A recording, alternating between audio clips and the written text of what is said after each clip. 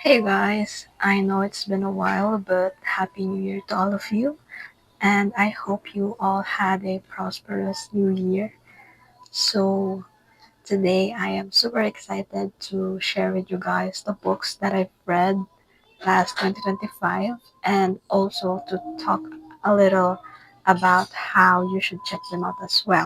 I have read 32 books last year, which is kinda less than the books that I've read last 2024, which was 40, I guess. But the past year has been a busy year for me, so it's quite understandable why I haven't reached 40 last year.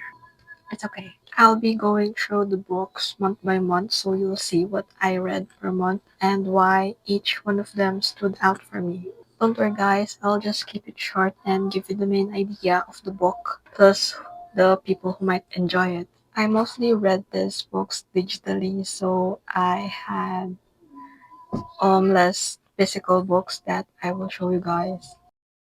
So for January, I have read four books. The first one being Life Ceremony by Sayaka Murata. So this is a collection of unusual and thought-provoking stories about relationships, love, and social expectations in Japan. Some stories focus on marriage, some stories focus on family, and some focus on how society defines what is normal. A few of the stories are quite uncomfortable and disturbing, but they make you think about how different people live their lives. I personally like this book because of how unique and how out of this world it is. So if you like unsettling and thought-provoking fiction that challenges the societal norms, I recommend this for you.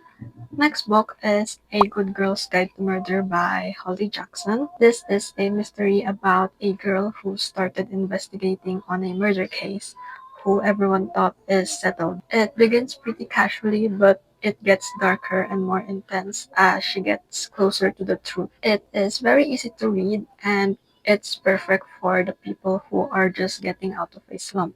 I recommend this book if you like fast-paced mysteries and plot twists.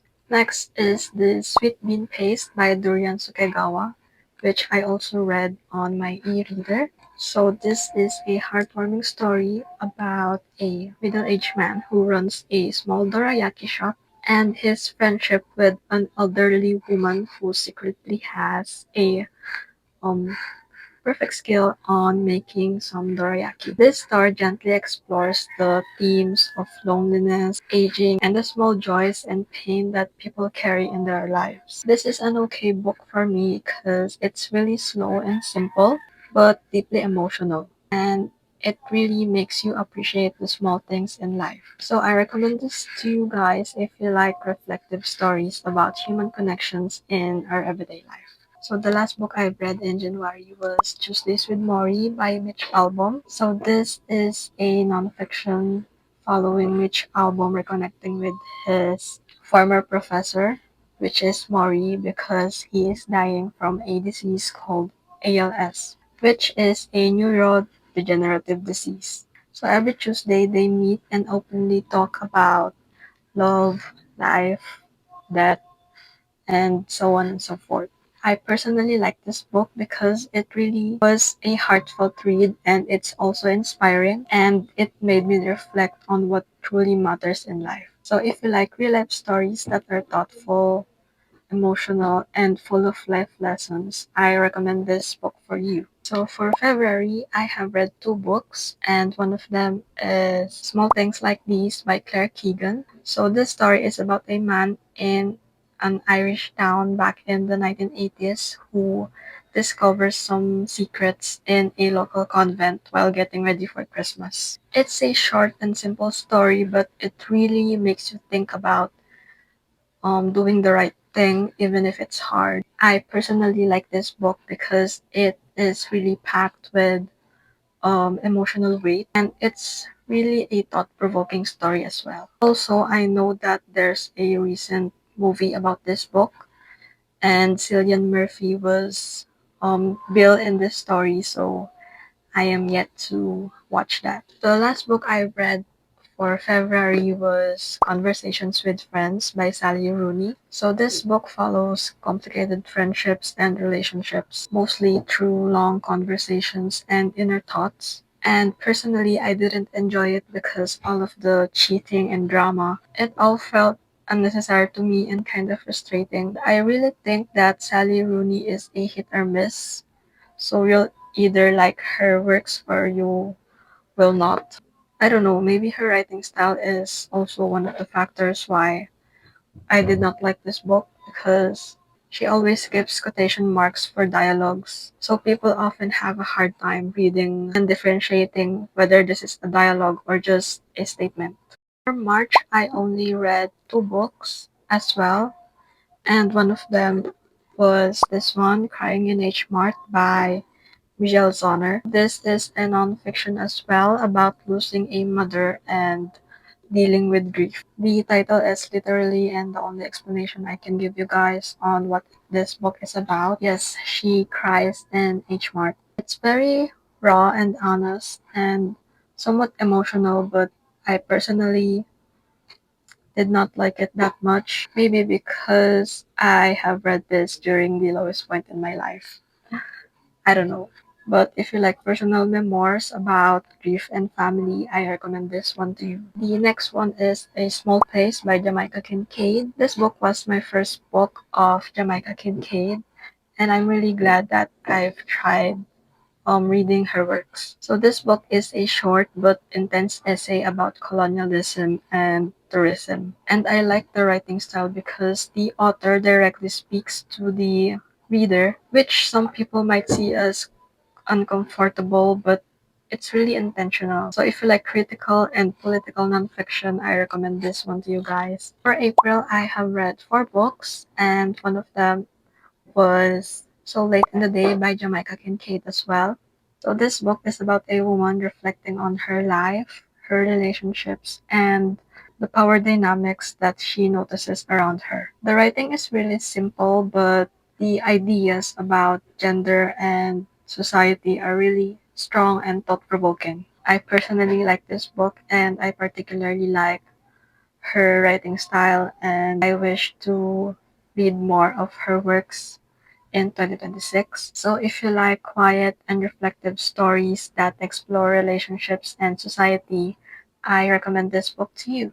The next one is Lord Arthur Savile's Crime by Oscar Wilde. This book is really a short read because I finished it while riding in a public transport, and it was an enjoyable read for me because it's a dark but funny story about faith and morality. Oscar Wilde uses humor and irony to talk about serious ideas. It's really clever but surprisingly dark. So if you guys like classic satire with humor, I recommend this one to you.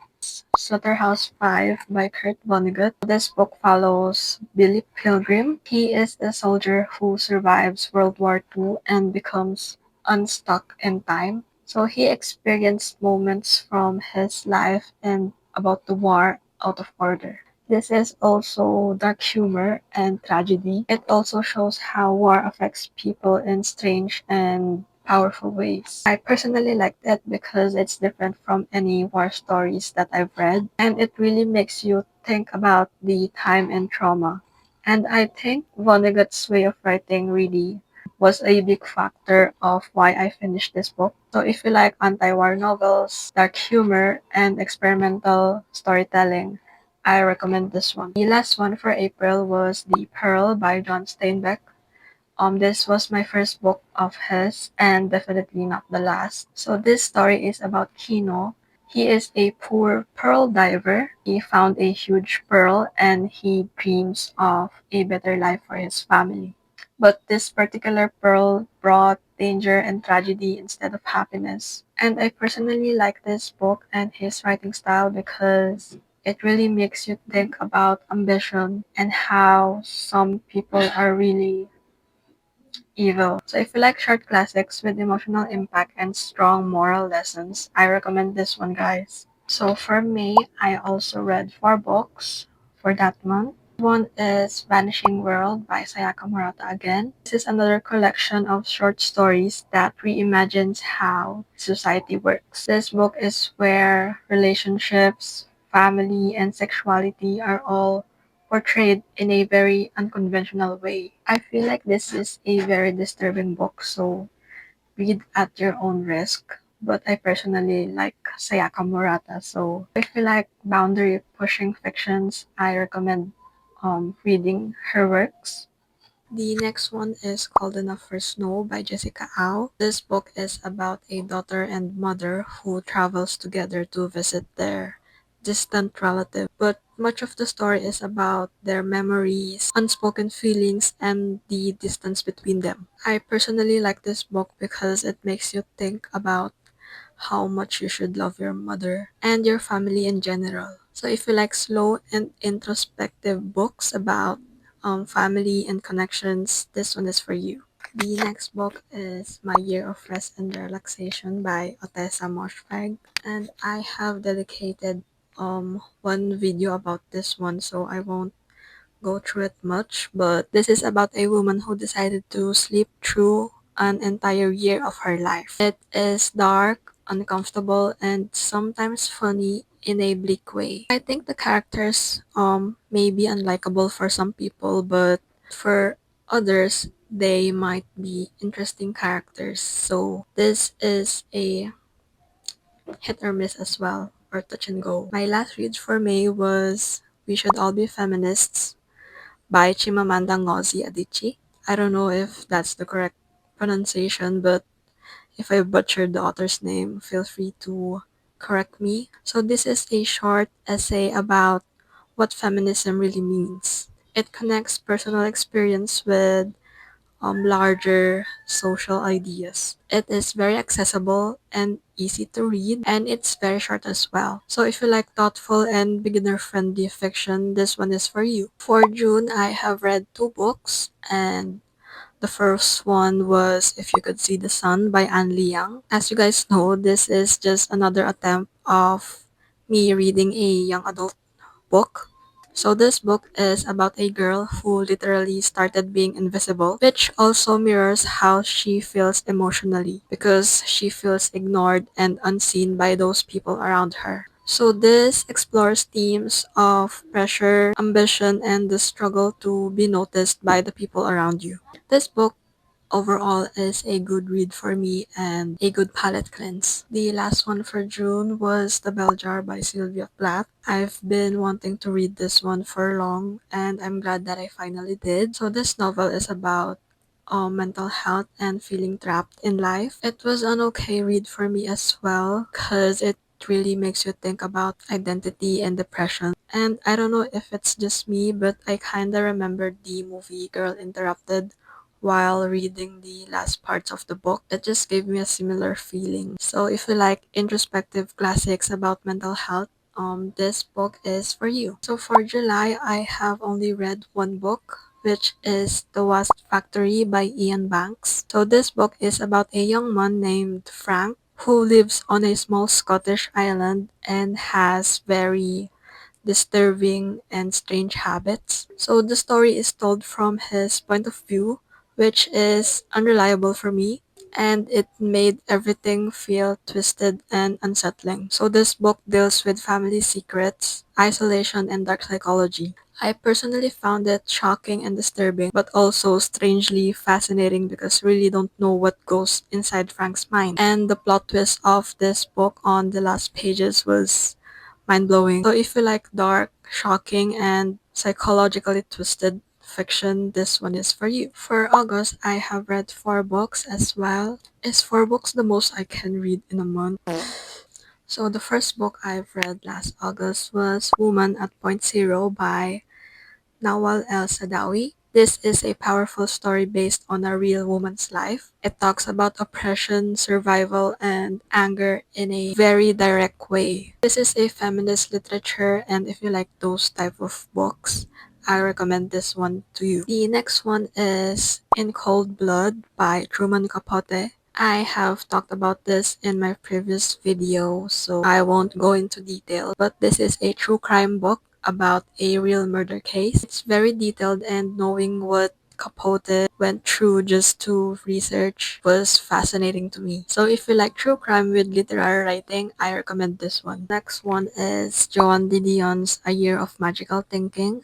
This is another memoir. I have read lots of memoir this year. So this is about her grief after a sudden loss of partner. It shows how strange and unreal mourning can be. I think reading Joan Didion will depend on people's taste. I don't know, I have mixed feelings in reading her works. Sometimes I like it, sometimes I do not and get bored. But I don't know if it's just me. So yeah, if you like intimate books about grief and loss, this book is for you. The last book for August was Rani and Zoe by J.D. Salinger, and this is very expensive for a small book. So this book is about faith, family, and existential crisis. It is very dialogue heavy and introspective. And I discovered this book while watching Gilmore Girls because Jess was reading this one and I wanted to read it as well. So I did, and it did not disappoint. Goes to show how his taste is impeccable. So if you like character-driven and philosophical fiction, I recommend this one for you. For September, I have read 5 books. Thank God. One is The Yellow Wallpaper by Charlotte Perkins Gilman. Is that right? So this story is about a woman who is kept isolated and slowly starts losing her grip on reality. So this story shows how controlling others and being trapped in a home can affect your mental health. I personally found it creepy because I started imagining it in my head, but this book really makes you think about independence and self-expression. So if you like psychological and feminist classics, this one is for you. The next one is a short read, which is The Telltale Heart by Edgar Allan Poe. This is a short story about a narrator who insists that he isn't mad, but his guilt and obsession over the man's eye really drove him into a shockingly act. I like this book because the tension really built it up quickly from the start to finish, and I really just personally like psychological twists. So yeah, if you like classic psychological horrors, I recommend you read this one. The next one is At Night All Blood is Black by David Diop. Is that right? Personally, this is one of my favorite books for 2025. And I think it's really underrated because I rarely see it in Bookstagram and other platforms. So this war novel follows a man who is dealing with trauma and guilt after fighting in World War One. The narration is repetitive, so it makes it haunting. I personally find it very, very dark, but this book is very powerful in showing how war can change people. So if you like intense war fictions, this one is for you. Under Edgar Allan Poe, which is The Black Cat.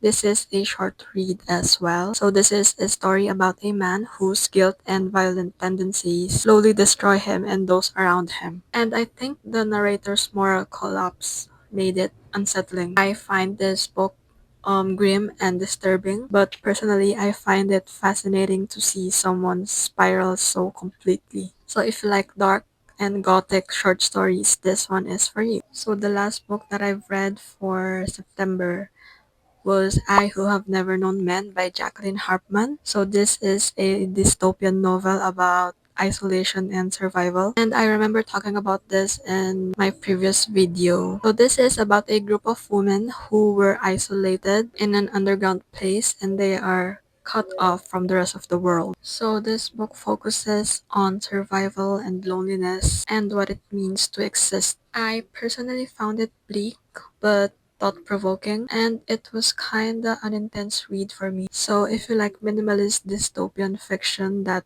is more about people and less about action, I recommend this one for you. For October, I have read 2 books only, and one of them was The Turn of the Screw by Henry James. I buddy read this one with a friend. So this book is about a young woman who is hired to take care of 2 children in a remote estate. But as the story progresses, she sees things or She sees people who may or may not be ghosts. The story is full of ambiguity, so you're not really sure if the horror is even real or it's just all in her head. I personally found it very disturbing, but it's interesting in a way that it kept me guessing until the end of the book. So if you like mysterious gothic stories and psychological tension, this one is for you. So the last one was Tender is the Flesh by Agostina Basterica. So this book is set in a dystopian world where people are bred and consumed as meat,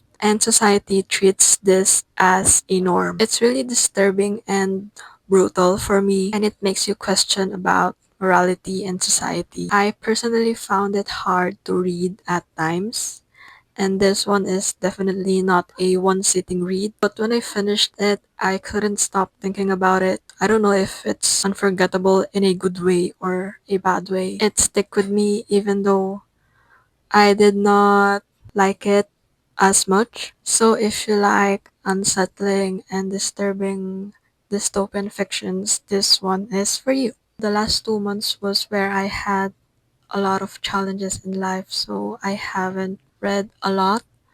So for November, I only read one book, which was A Room with a View by Ian Forster. I delayed this book for a long time for God knows I don't know what reason. But I'm really glad that I finally picked it up and finished it because it's really good and it's also one of my favorite reads last year. So this book follows Lucy, who is the protagonist. She travels in Italy and she starts questioning the strict societal rules that she's been raised with. So along the way of her travels, she learns to listen to her own heart and embrace emotional honesty over repression. I personally liked it because it's light and charming, and it makes you think about society and self-discovery. And this might be a spoiler, but my favorite part of the book was when George Emerson confessed his feelings to Lucy. Like, oh my god. So if you like classic romance, I recommend this one for you. The last book that I read from 2025 and my only December read was Catabasis by R.F. Kuang. This book is really a thick book, but the fonts were just big. So yeah. So this book is about a girl who wanted to go to hell to save his professor because he died. This book is really well researched and I really applaud R.F. Kuang for that. And it draws more on mythology and historical details, which makes the world feel rich and believable. It is intense and morally complicated, and I found it personally gripping and thought-provoking and also pretty heavy at times. This book is also full of plot twists that I cannot say because it's a spoiler. The characters here are also messy, but you will grow to love them as the story progresses. So if you like dark academia, I recommend this book to you. So that was a total of 32 books for 2025, and I hope to read more this year. And I'm really glad that I get to share with you guys the books that I've read last year. And I hope to find more compelling books to read this year. So thank you for watching, you guys, and stay safe. Bye. This is another card. Ugh.